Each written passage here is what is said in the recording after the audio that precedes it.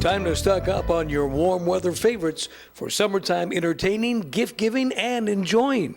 Supermarket Liquors and Wines is your headquarters for all the liquors and wines you'll need throughout the season. And you know what? They're open 7 days a week for your convenience, late night Friday, Saturday, and always plenty of cashiers on hand to speed you on your way. You want to find out what their specials are every week? Just check them out online, supermarketliquor.com.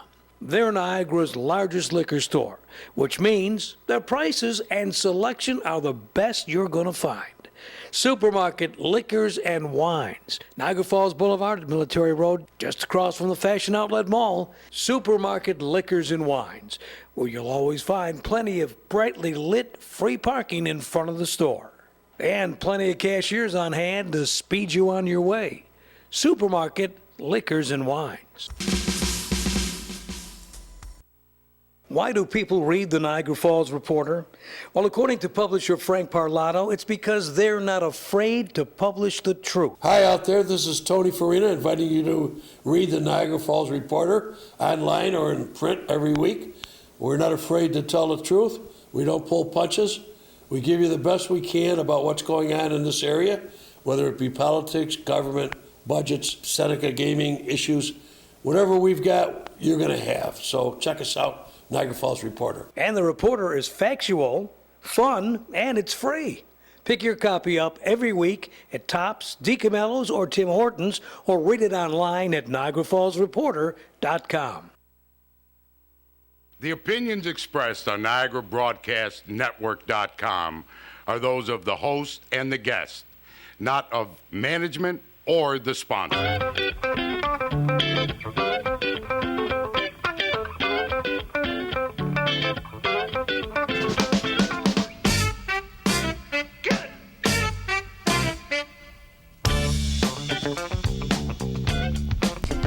Finally getting a little stretch of summer.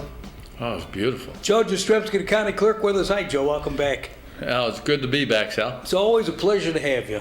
It's a pleasure to be on. And you're always informative. and there's a lot of things we got to talk about today, actually. I'm concerned about the green light bill. I'm concerned about pistol permit office. I'm concerned about people voting. Can they get... I'm getting cross messages. You could maybe explain this. If a person comes in, gets a license on a green, what is it, green card or green light, what is it? It's known as the green light law. Okay, so they come in and they're actually illegal.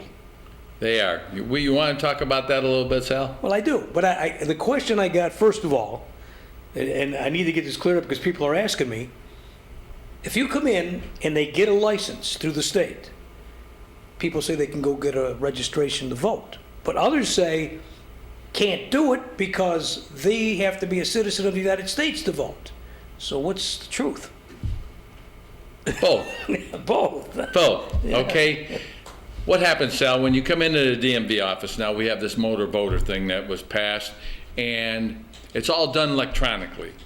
So what happens, Sal, is when somebody comes into our DMV office and you apply to get your driver's license, our clerk, one of our staff members will ask you if you want to register to vote.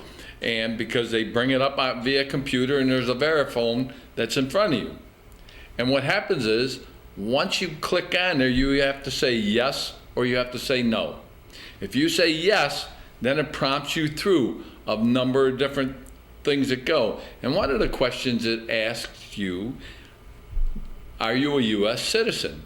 Now, mind you, my staff member cannot see what you're doing over there.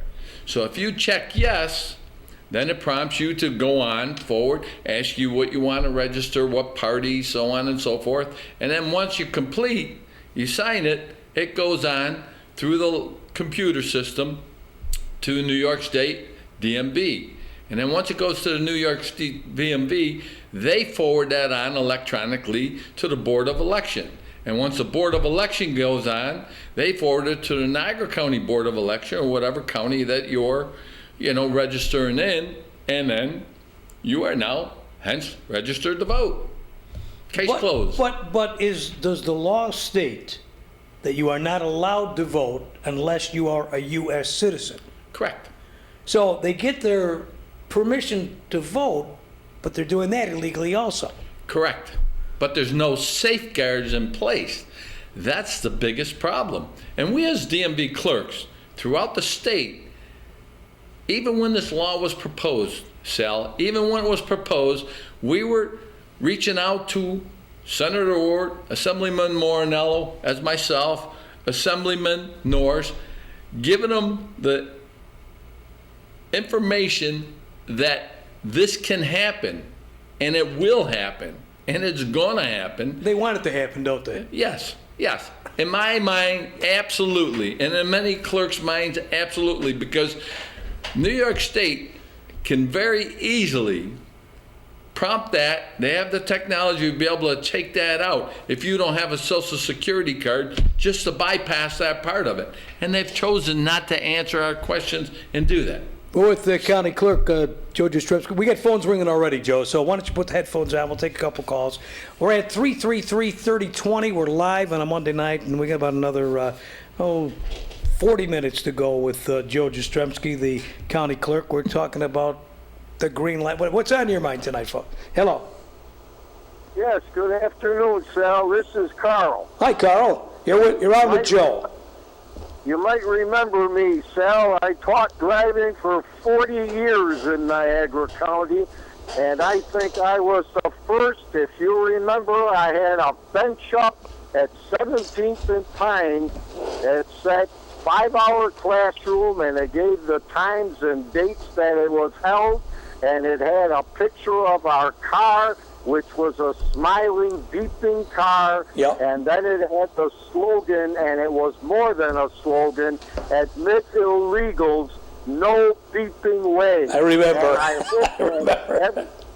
And I hope that every county clerk across New York State bands together and blocks this absolutely insane law. You do not break federal law to uphold state law. And federal law says these people should not be here in this country. And I believe that the ICE agents should be at every DMV office, that if any illegal comes in to register to vote, they should be arrested on the spot. So what is... I hope that Yeah, let me ask Joe here, because we have the county clerk here. Joe, what is the truth about the ICE agents? Are you prevented from telling ICE that an illegal person has come to... Yes, absolutely, Sal, and that's one of the biggest problems with this law as well. That's where Mickey Kearns from Buffalo, Erie County, and along with Frank Marola from Rensselaer County, that's what their lawsuit is, that supremacy clause, and that is because we would be breaking a federal law and then also we would be breaking the state law by not being able to turn in ICE, information that somebody's in our country illegally. That's a felony.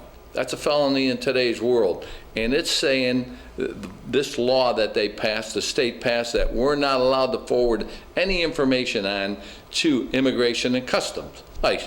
So with that said, that puts us and my staff members as breaking a federal law, which is a felony. Now, if we don't do that, and if we do that, then we would be breaking the state law. And if we're breaking the state law, then, the governor says he's going to come and remove Joe Jastrzemski out of office.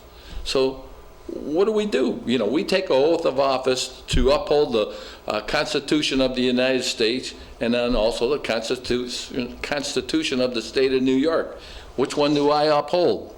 I know what I'm going to do. I'm going to uphold the Constitution from 1876. That's what I'm going to do. What do you think, caller? I think that is wonderful, wonderful news, and I congratulate you, Joe. And I have thanked Mickey Kearns before, and I want to publicly thank him again right now for doing what he is doing.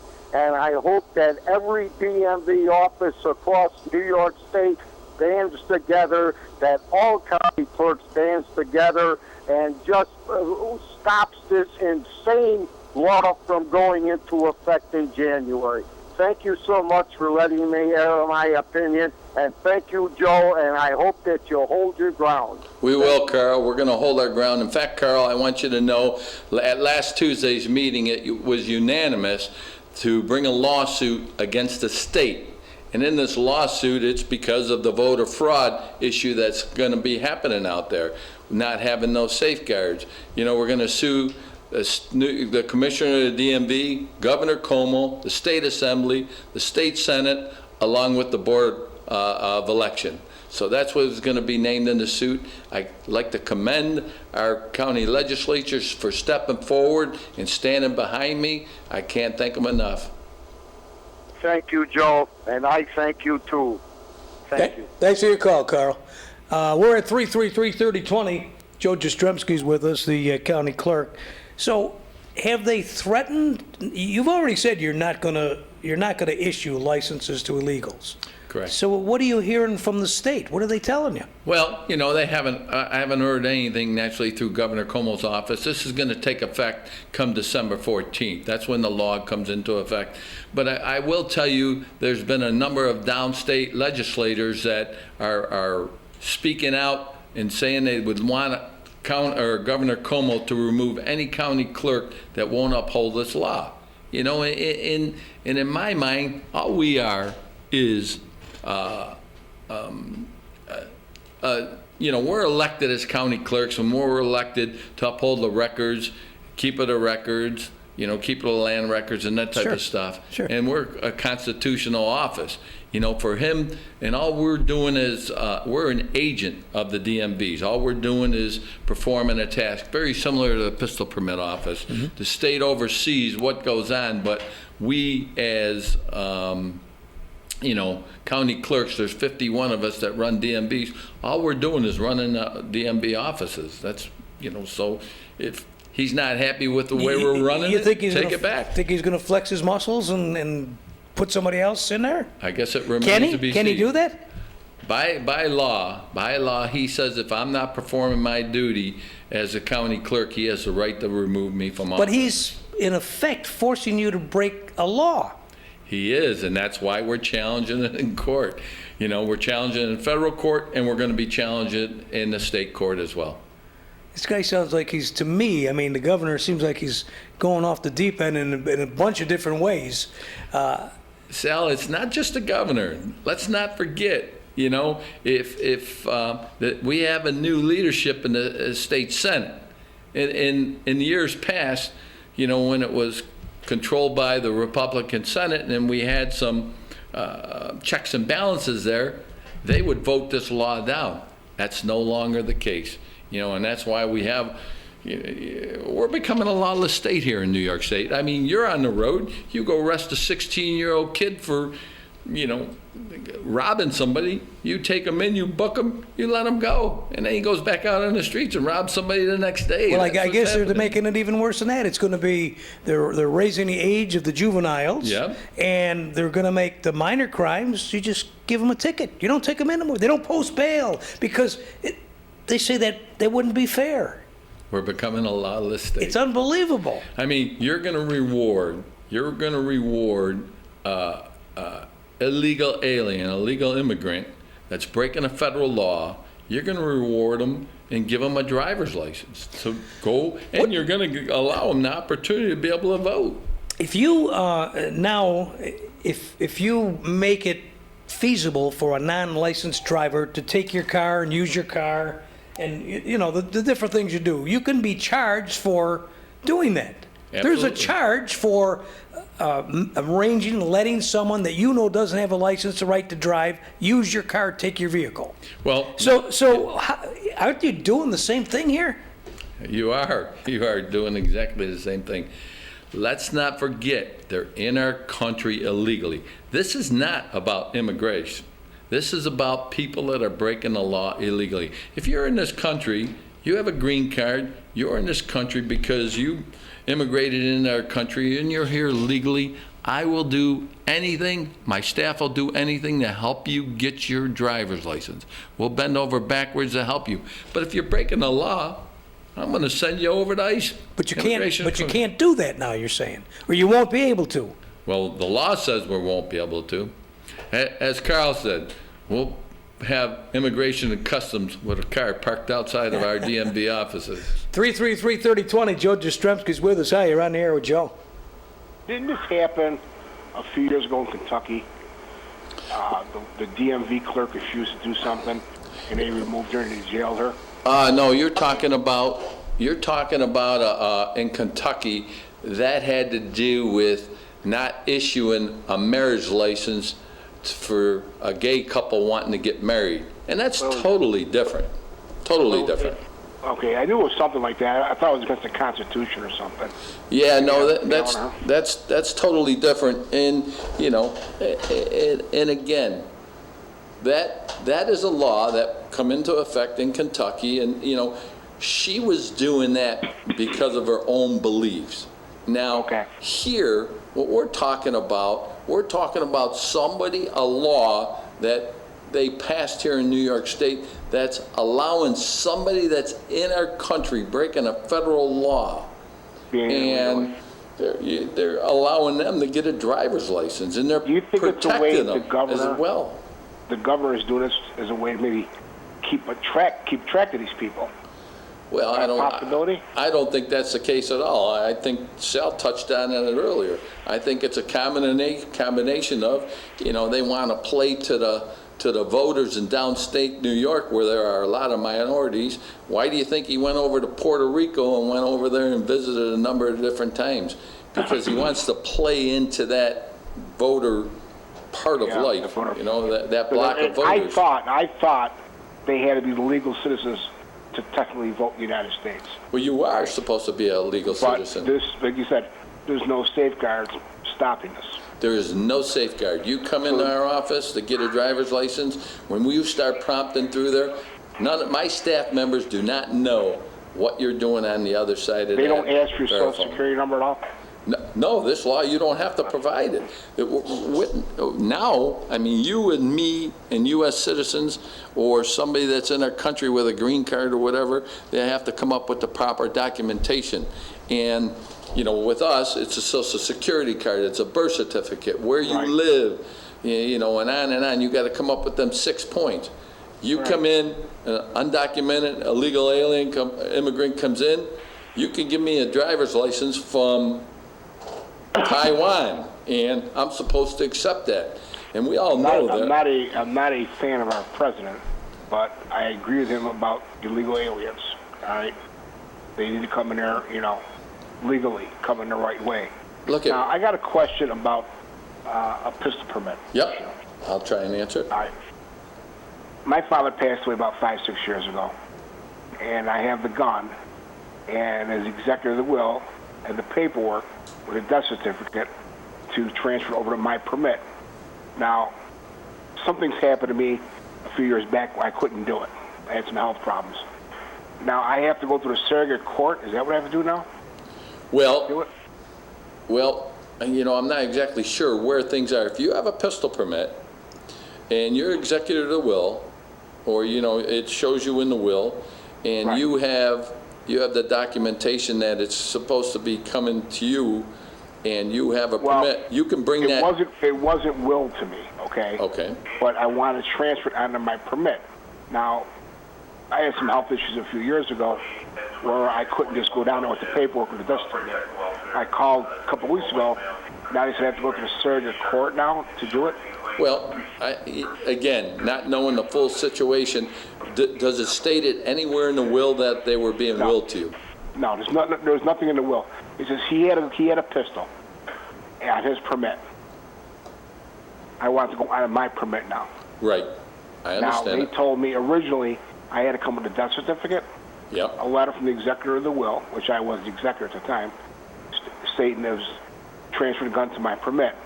I would have went down there with that and have taken care of it. Now, a few years have passed. I called, the girl told me that I have to go to the surrogate court now. I just can't put it on my permit with the paperwork. I have to do some paperwork with the surrogate court. Then they can transfer it on my permit. I'll tell you what, do you got a pencil and paper? Hold on a minute. Not really. What do you want me to do? Well, I was gonna have you call my direct line at work, and, I'll check with my staff member. Hold on 1 second here. Let me get something to write on here. Okay, what's your direct line? Yeah, it's 439-7024. That's my direct. 70. Yeah, that's 7024-439-7024. Call me tomorrow morning. Leave me a message with your telephone number. I will get that information and get right back to you sometime tomorrow Yeah, morning. because I just want to get I don't want to just give the gun to the police department. It's a good gun, and if I can clean up my permit, I'm going to put it on my permit, then maybe try to sell it later on. Yep, and we'll do everything we can to help you do that too. Okay. Thanks for all your help. You have a great day. You too. Thanks for your call. 333-3020. We're with Joe Jastzemski, County Clerk. He handles the DMV office. He handles all the records. He handles the pistol permit office. Yes. How many pistol permits are we giving out per month in Niagara County? It varies. Somewhere we're averaging right around 35 a month or so. And- For the most part, we don't forget we still go to North Tonawanda at the City Hall now. We're there the second Wednesday of the month, and we're at the Trot Building on the fourth Wednesday of the month. You can get there at 10 o'clock, and we're there till 2 o'clock to handle any transactions as far as, putting something on your pistol permit or taking it off, amendments, any information that you might need. We also will, if you have all the proper paperwork and so on and so forth, we'll accept pistol permits there. But I recommend you call our pistol permit office before you come, to verify that you have everything that you need, so you don't make a trip to the. I had a person contact me last week. They heard you were going to be on the show. They said, when Joe gets there, could you ask him this? Gentleman works for a company that handles a lot of money. He works late at night. He works in some bad areas of the city. He works all over the county, actually. He said when he was a kid, he had a DUI, like when he was 20. He's maybe 50 now. Said he's been out of trouble for all those years, and he wants to know if that will hinder him from getting a pistol permit because he wants one to protect himself now. As long as it wasn't a felony. As long as it wasn't a felony, I said to this gentleman, apply any arrest records that he knows of, put it down on the application, go through all the process. Judge Murphy is wonderful to deal with, and he'll look at the situation. If you were a kid and you had a difficulty when you were a kid, driving while under the influence or whatever it might be, and it was a misdemeanor, I'm going to say to you, I think your chances would be very favorable. Is a DWI, is that reason to not get a pistol permit? No, it is not, as long as it's not a felony. Felony, forget about it. It's not going to happen. Even DWI doesn't involve a gun or anything, just that you had a felony? DWI felony, you're not going to get a permit. If you have a felony, it's not going to happen here in New York State. And I know that the governor, and we get very little news in the police departments as to what you can, what you can't, So at this point right now, you're not allowed to own an AR with more than, 10 bullets in the gun? I can't answer all that, especially what's going on out there. Yeah, well, they keep changing. SAFE Act. They keep coming up with new things all the time. All the time. I do know that when the SAFE Act come into place, if you had a AR-15, you were grandfathered in, but once you sold it, it was gone. You had to get another one. So, and they continue to enhance the laws. I know they just passed another one now where you got a 30-day wait period, and, we haven't received all the details on that yet, Sal, but, my staff member, once we get it, they'll be right up to speed of what you can and can't do and be able to pass on that information along with myself. The pistol permit office, do they have any say in whether or not a person gets a permit, or is that all up to a judge? Or It's all up to the judge. We're just a keeper of the records, and we like to, move them records along as quickly as possible. You come into our office, if you do everything that you're supposed to do, you get your fingerprints, you get your background check taken care of, you get all your references taken care of. In Niagara County, if you live in the towns, where the sheriff department does the background check, you should be able to get your permit in 6 to 8 weeks. Now, if you live in the city of Niagara Falls, it takes quite a bit longer.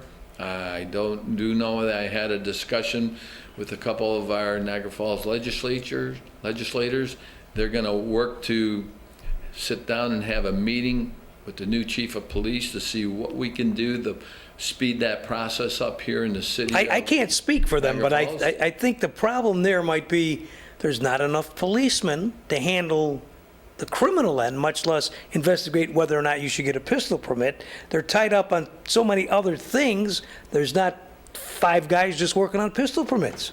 You're 100% right. Manpower, and that is the difficult part of it. But maybe somewhere along the line, we can put a mechanism in there to be able to move them all along a little faster for them here in the city. I do know it's difficulty, and our staff members try and relay that on. Just as you said, Sal, they don't have the manpower.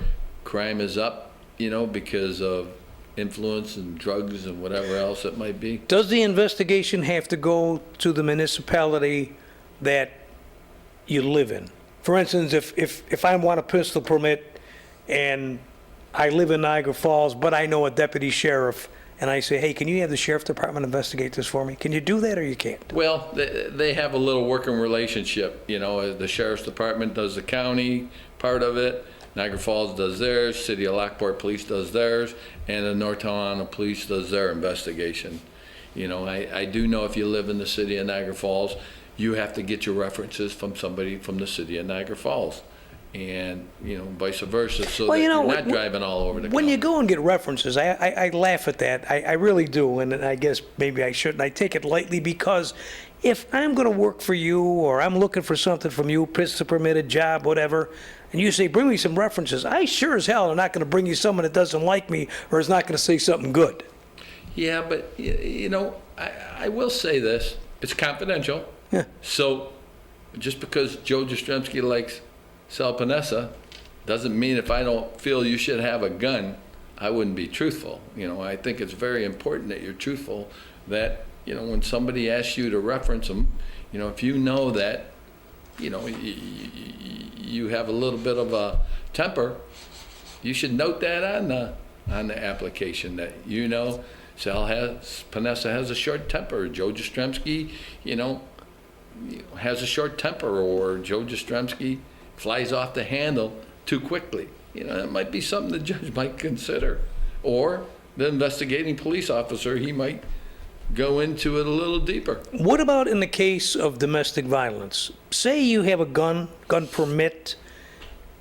You fight with your wife. You're getting a divorce. You hate her. She hates you. You fight. But you don't threaten a gun. But you have a gun. What happens? If the police come to your house and for a domestic situation, you're going to have to surrender your pistols until you have a hearing with the judge. Even if it's not threatened or nothing like that? We get a hit right away, from, the 911 call. It'll come through dispatch. They'll send something over from the sheriff's department or from Niagara Falls PD or whatever it might be. They're going to send it over to our office. We're going to generate a letter that says you're going to have to surrender your guns to the Niagara County Sheriff's Department. Do you know if a person has a gun just from a, say if I get into the domestic argument with my wife, and again, no gun threat or nothing, but I say I have guns, does it automatically go to your office and say, there was a domestic call at this house and this person has a pistol permit in that house, without them telling you? Because I know the police ask, any guns in the house, any weapons threatened? If the answers are all no, but the guy does have a permit or a gun, do you know about it? Pistol permit office. The pistol permit office, we get notified from dispatch in the sheriff's department that there was a domestic situation at whatever address it was. And there are guns in the house. We're going to send you a letter saying that you have to surrender them guns until such time you have a hearing. How long does that usually take? It's all different, Sal. You know, it's all different. As far as generating the paperwork, that happens pretty expediently. Yeah, I know that guns are confiscated a lot of times in domestics, and people go, I'll never get these guns back. Is it the same judge that decides whether you get a pistol permit, or does that go to your local court to see? No, it's same judge. Same judge, so it would go into your office, Judge, who's the judge you said? Judge Murphy. Murphy, yeah. Judge Murphy. He would look at the whole situation and make the decision. Again, all situations are different. You know, I mean, once it's all taken care of, once there's a cooling down period, all that kind of stuff, then you're able to get them back. Very, very seldom do you lose them. I would imagine if you threaten a gun, you're going to lose them. Yeah, if you threaten it, I think you're going to lose your permit. Absolutely. We're talking with County Clerk Joe Jastzemski. We're talking about the DMV. We're talking about pistol permits. We're going to talk about some of the other things the clerks do. I know you guys are busy all the time, but I get a lot of good comments about the way your office runs, and I've been in there many times myself, and I got to say, the girls you have working are very, very, very pleasant. I don't know if you insist on that, but I mean, they're just, I watch them, especially I go to North Tonawanda a lot, and I watch them, there'll be 60 people in line, and they're all complaining, and the girls are just so calm and nice, and they're really good people. Well, thank you.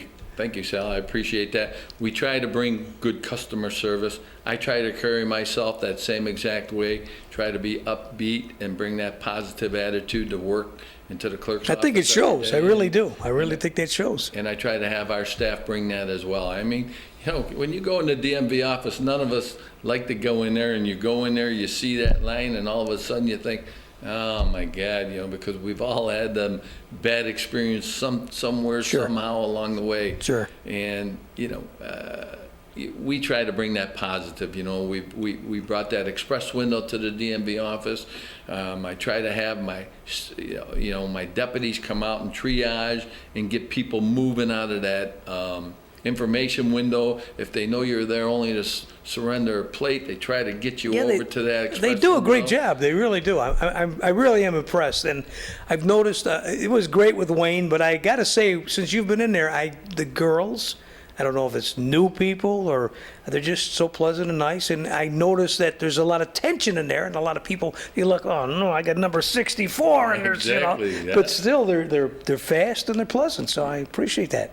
Yeah. Joe Jastrzemski is with us. We're at 333-3020. Got about 25 more minutes if you want to call in. 333-3020. We're going to talk a little bit about something that's coming up, and maybe Joe can put some light on it in just a moment. Let's get real for a moment. When you're looking for a home appliance repairman, what do you look for? Well, in most cases, you look for someone who can do the job honestly and do it correctly the first time.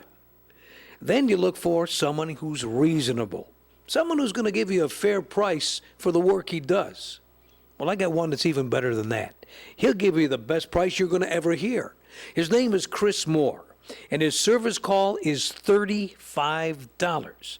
Got a problem with the stove, refrigerator, freezer, washer, dryer, hey, you name it. If it's a home appliance, Chris can fix it, and he does it for a $35 service call plus the cost of the parts and installation. Now, I don't know of any other repairman who's had as much experience, over 30 years, as Chris Moore, who will come to your home for a $35 service call. You know, once you have Chris at your house, you're going to want him back again and again and again, and you're going to recommend him to all your friends and relatives. So you want to have that phone number handy. So what do?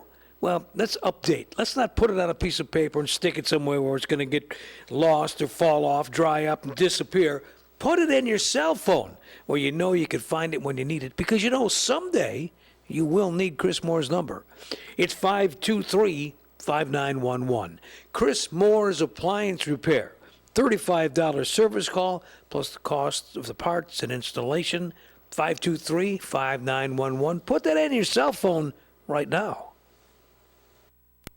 Joe Jastzemski is with us. So we're talking. There's a lot of things going on I don't even know about, which we will discuss. Joe, I have coming on in the near future from the Niagara Falls Mental Health Department some experts that are going to tell us what we should look at when somebody's not acting right. We see all these active shooters and these mass murders, and what is a pistol permit officer? I know they're not involved in that initial evaluation, but do you have any idea as to when you start calling the police, when you call 911? What do you see that you should report? Well, again, any suspicious activity, or, it's difficult to say because we're just a record keeper. So what we do is, we do all the background as far as investigation, once you hand in the paperwork through the NIMS check and so on and so forth. If it come up, you didn't have it registered, written down that you had an arrest somewhere along the line. Maybe it was 30 years ago. If you didn't have that arrest down there, it's going to come up, and the judge is going to make you, it's automatic, he's going to make you wait a year. So that's why I say if you're applying for a pistol permit, you put everything down on there that you can think of.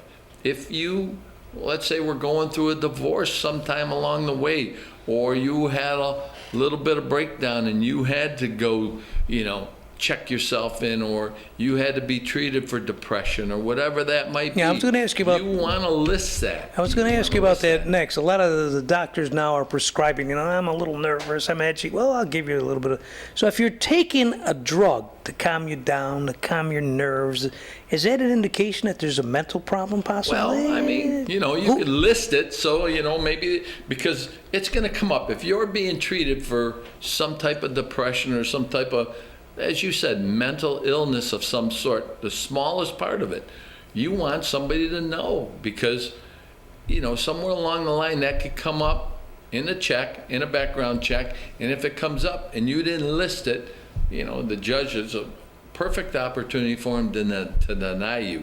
But now if you list it, he's going to come up, you're going to maybe have that hearing with the judge, but first and foremost, you're truthful for it, and you want to be able to explain it. We've all had difficulty in our life somewhere along the way where we might have had to be treated for, a depression of some sort, or, taking an antidepressant for some reason. Does a doctor have to, if he prescribes, say a person's had a gun permit for years, and he gets in a situation, loses his job, whatever, gets a divorce, gets depressed, not threatening anything, but he has a gun permit.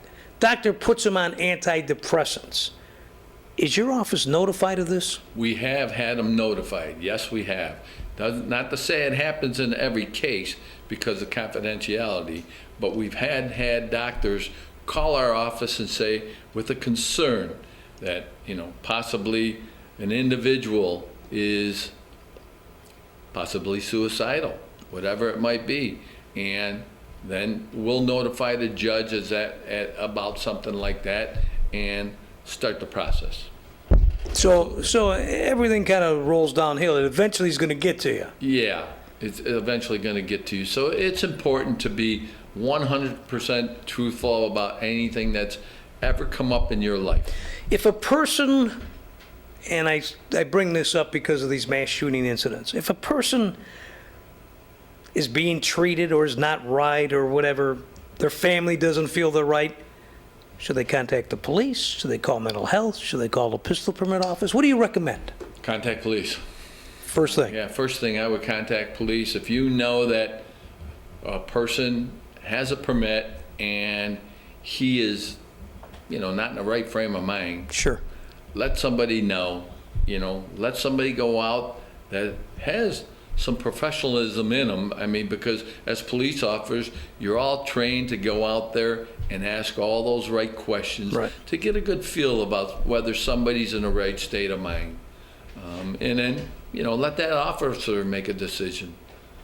What do you feel about the gun situation where they say, you shouldn't have more than 10 bullets? And I'm mixed with all that because I am convinced, personally, it's not the gun that kills the people.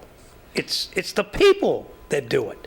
I mean, I've talked to people, Joe, and they've said, I took my handgun and I took my AR and I put my rifle and I put it by my door and I left it there for 6 hours and it didn't shoot anybody. The gun didn't shoot anybody. Yeah, People, gun, what? What's the problem? everybody has different views. With assault rifles, let's face it, it hurts a lot of people in a short time. Absolutely. And should we have assault rifles in today's world? I mean, you have that pro and con, and it just becomes belief of what you think is right. I mean, there are a lot of gun owners out there, that are hunters, that are passionate about their pistols and are passionate about their guns and their gun collectors and so on and so forth, that don't think that there's a need for AR-15s. And then you have those other ones that are out there, they would like to have 10 of them in their house if they could. You're so, right. You're right. It really is in your belief, your own belief, and that's the best way to answer that. I don't know what's going to happen as we move forward because of so much destruction that has just happened just in the last week here. I was talking to, actually it was a police officer training for these active shooter situations, and the instructor said, when you get a call, when you're going to the call and you know there's an active shooter, you pull your car over, you get your AR ready, you get your Kevlar vest, your helmet, that you pull over, you put it all on, and then you go to the scene. And the guy says, are you nuts? I get an active shooter call. I'm not stopping to put on no Kevlar. Nothing. I'm going in there taking the guy out. And I kind of believe that's probably what you'd want to do. And you almost have to, because when somebody's got an AR-15 and he's letting them bullets go, he's doing an awful lot of destruction in minutes. I can't remember whether it was the one in Texas or if it was the one in Maryland, which one, but it was within a minute's time or 2 minutes. I saw a guy in the range, Joe, he had an AR, 30 in each clip. He had a clip in the gun, shooting a target. He shot 30, maybe within 15 seconds, 20 seconds. Popped the clip out, put the new one in, started shooting the other. Within, like I say, a minute, he shot 60 shots. Unbelievable. Not needed. I do believe that. I really feel an average citizen doesn't need to shoot 60 bullets in a minute. But something like I say, some people die hard about it. But I understand. The one that comes back to my mind is the one in Vegas here. right. I mean, when you see what the destruction that he did up there in that hotel room, But- and how he got away with Yeah, something you see, like that that's is the thing beyond about me. that, Joe, is when you look back, and in a lot of these cases, when you look back, there's so many signs that people don't report. There's Yeah. Facebook, there's texts, there's tells a friend. It always seems later, oh yeah, he said he was, yeah, he wrote in this Facebook, he did. People see it, they know of it, but they don't take any action to let anybody know. Exactly, you got a report of it. I was listening to a show the other day, and when I was listening to it, the guy made a great analogy. He said, you know what? I was driving down the road, and I saw this truck working by a sewer, and it was a rented Ryder truck. He said, and that kind of threw a little suspicion into me. You know, it didn't have any county logo on there or city logo on there, Sure. or whatever it might be. He's working over there by the sewer. He said so. You know, that was a red flag to me. I called in, and a police officer went over there and checked it out, and it was all good. They just had to rent a truck because they had so much work going Yeah, on. but you don't know, and That's what you're talking about. That's what I'm referring to as well. Yeah. If you don't know, you got something suspicious, take the time to make the call. the police don't mind. People think I'm bothering them. I say, you're not bothering them. No. That's what they're there for, and they'll check these things out. Yep, they surely will because, you know, I mean, let's face it, you know, the Oklahoma bomber, guy got pulled over for speeding. Thank God he got pulled over for speeding. They might not have ever caught them guys. It's unbelievable, the stuff that goes on. We're going to have from the Niagara Falls Mental Health Department, hopefully next week, somebody with us that will tell you about when you should make a call, when you should be suspicious, when I don't think people should feel bad. You know, they say, well, it's my kid, I don't want to call the police on him, or it's my brother. I hear this all the time. I didn't want to call, but you know what? You make the call. If it turns out to be nothing, it's nothing. But let a professional make that decision. Absolutely, you know, and they're trained. They're trained for it. And it's not just to protect other people, it's to protect that own individual too from a possible suicide or whatever it might be. I mean, life is precious. Life is very precious, Sal. No, you're right. You're right. Joe Jastzemski, Niagara Falls City Clerk's with us. We're at 333-3020. We're coming right back. Niagara. At the Wellness Park Pharmacy at 86th and Buffalo Avenue and the Community Medical Pharmacy on Michigan Avenue just off Main Street, you're not just another customer, and your needs are important. To them, you're a somebody. Sometimes you wanna go where everybody knows your name, and they're always glad you came. Now under new ownership, both pharmacies will see to it that you get the personal service that you deserve. Want to give them a try? Then call right now, 260-1918, and tell them you want to switch your prescriptions over to the Wellness Park Pharmacy or Community Pharmacy in Niagara Falls. They'll make all the phone calls to make it happen. And both pharmacies offer free home prescription delivery. And when you have them on the phone, be sure to ask about their wide selection of CBD products. Available in creams, oils, gummies, and much, much more.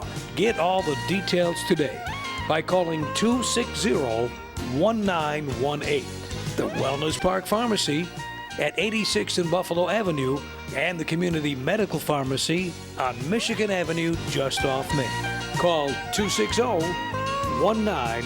Where everybody knows your name. Everybody knows your name. And they're always glad you came. Where everybody... I think I demoted you, Joe. I said Niagara Falls clerk. You're the Niagara County clerk. Correct. And I think I said Niagara Falls Mental Health, and it's Niagara County Mental Health. Correct. That's okay. We'll put you back up there. I appreciate that. Let's Sal. talk about something that you really did. That you were up there, and I've been hearing all about it, and that's Purple Heart ceremony the other day. Tell me all about that. I will. I would love to. It was a fabulous, fabulous event. You know, Sal, it was back in February where I reached out to the Niagara County Legislature, asked them if they would declare Niagara County a Purple Heart County, and which they did. And I'm grateful for our legislature that they did do that.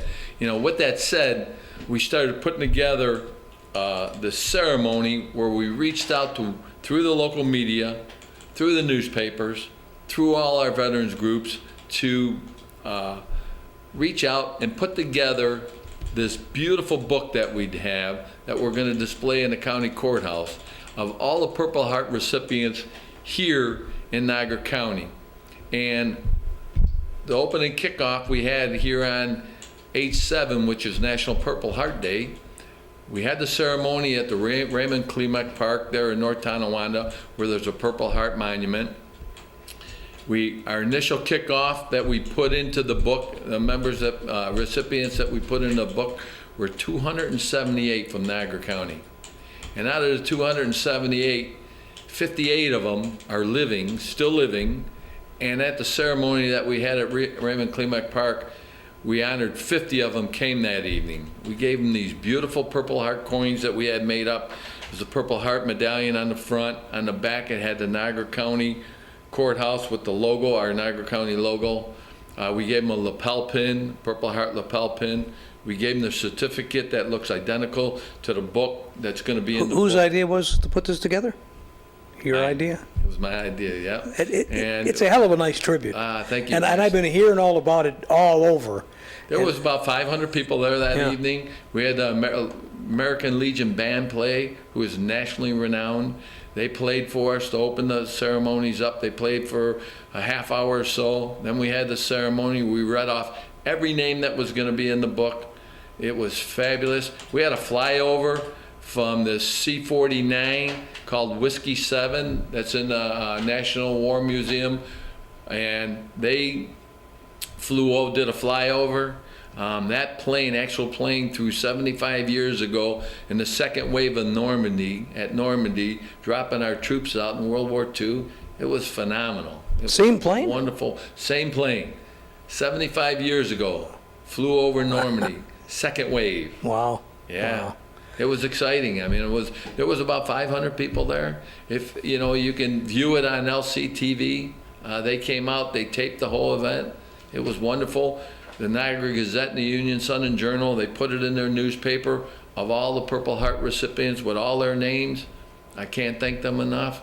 The community. Did you really bring got back behind any it. stories from these folks? Any memorable stories, or are they all memorable? No, nobody really. There was a lot of thanks. When I was talking to some of the veterans, they said they were so taken back by what we did here in Niagara County for them to recognize them that they couldn't believe that they were treated like they were that evening.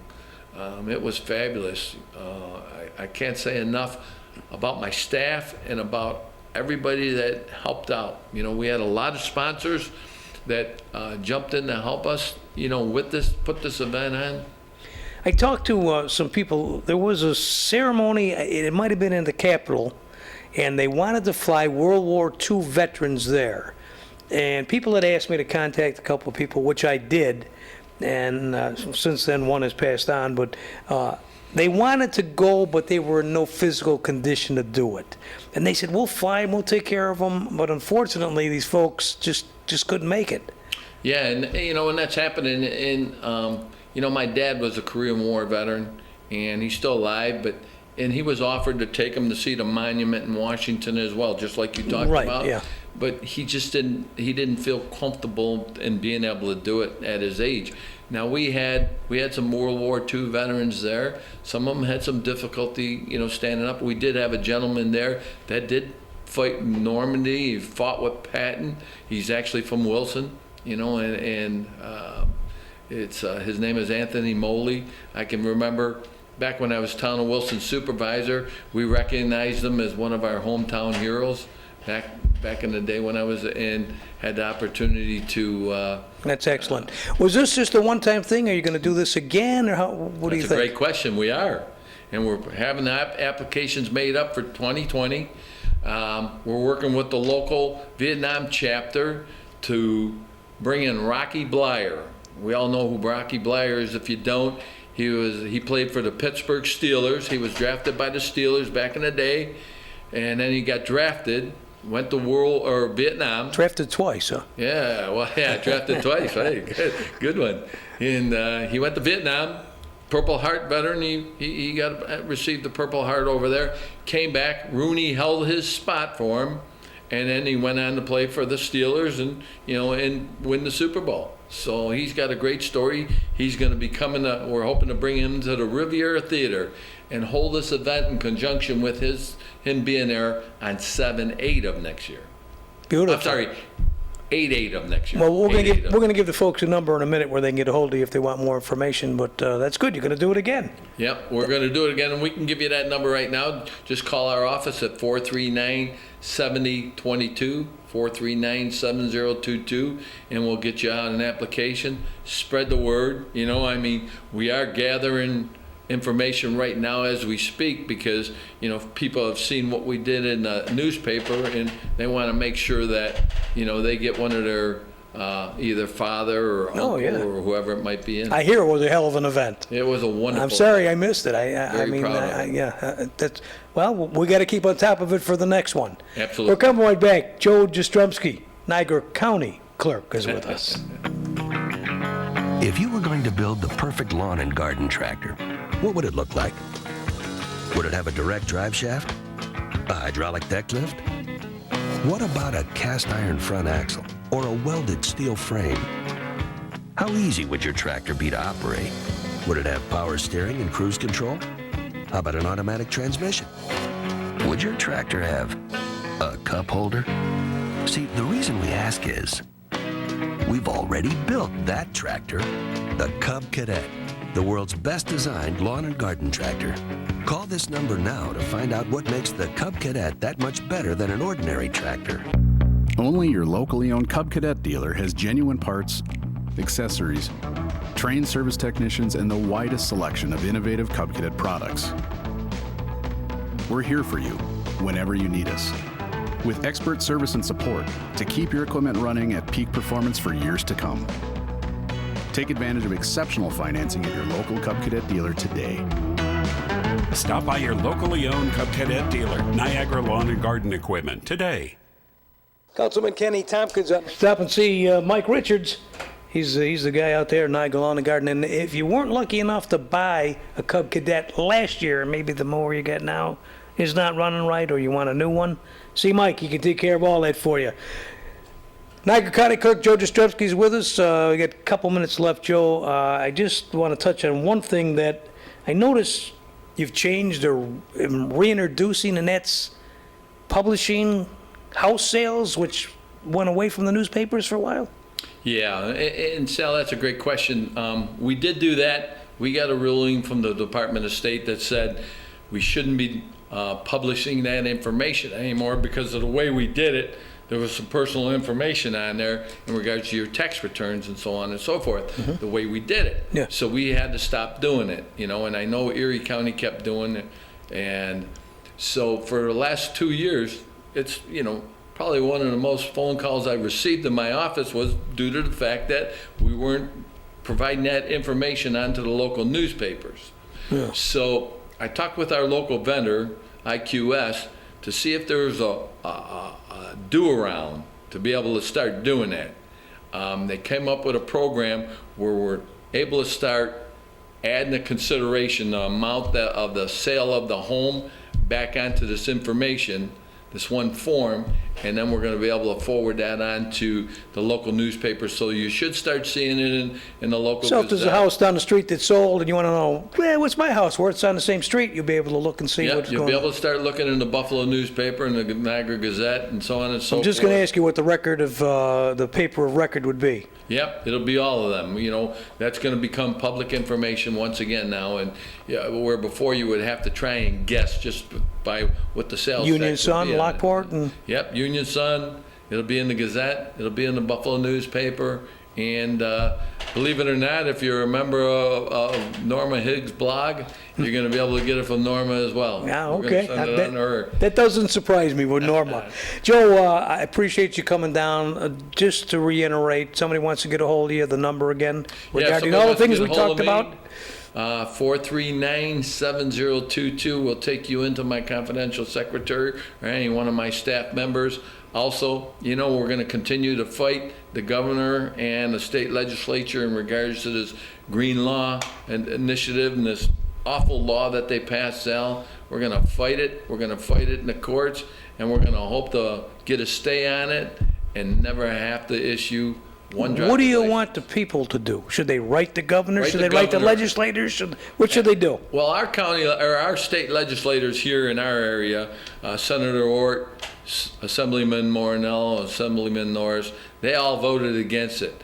You got to write the governor, and if you know anybody that's in downstate New York, write them as well, because these are the ones that are passing these. And we got till when does this go into effect? This goes into the effect as of right now, December 14th. Thank you. So I'm going to hope that we can have a stay come forward in the courts why we fight this in the courts. Thank you, Joe. Thank you, Sal, for having me. Joe Jastzemski, Niagara County Clerk.